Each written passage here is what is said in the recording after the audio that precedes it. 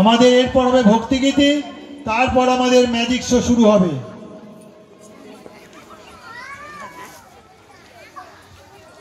নমস্কার।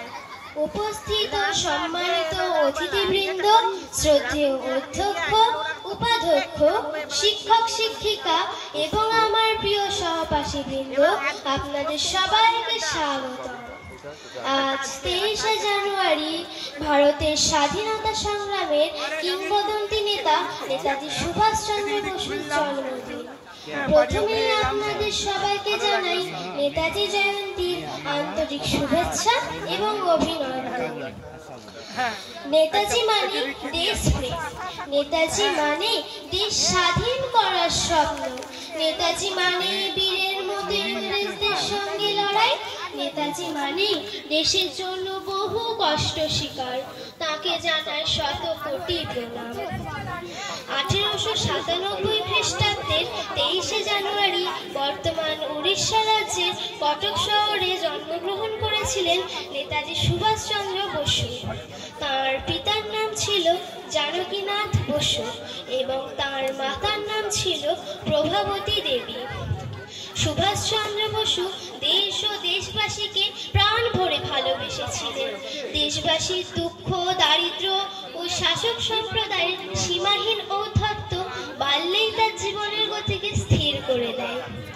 মেধাবী সুভাষ তাই বিলেতে গিয়ে সিভিল সার্ভিস পরীক্ষায় ৪র্থ স্থান অধিকার করেও ইংরেজ সরকারের অধীনে চাকরি গ্রহণ না করে দেশে ফিরে আসেন। নেতাজি ভারতকে স্বাধীন করার জন্য আজাদ হিন্দ ফৌজ এবং ভারতীয় জাতীয় সেনাবাহিনী গঠন করেন এবং ধীরে ধীরে তাকে শক্তিশালী করে তোলেন।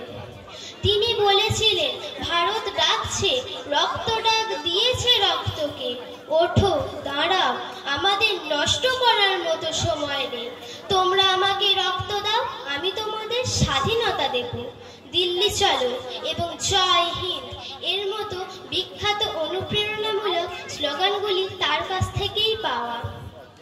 নেতাজির অদম্য চেতনা এবং জাতির প্রতি নিঃস্বার্থ সেবাকে সম্মান এবং স্মরণ করার জন্য 2021 সালে ভারতের প্রধানমন্ত্রী নরেন্দ্র মোদী তার জন্মবার্ষিকীকে জাতীয় পরাক্রম দিবস হিসেবে ঘোষণা করেন।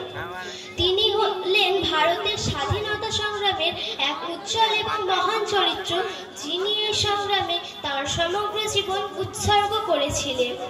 তিনি চিরস্মরণীয় হয়ে থাকবেন প্রতিটি ভারতবাসীর হৃদয়ে। 1945 খ্রিস্টাব্দের 14ই আগস্ট এই মহান নেতার জাপান থেকে তাইওয়ান যাবার পথে বিমান দুর্ঘটনায় মৃত্যু হয়। ধন্যবাদ। জয় হিন্দ।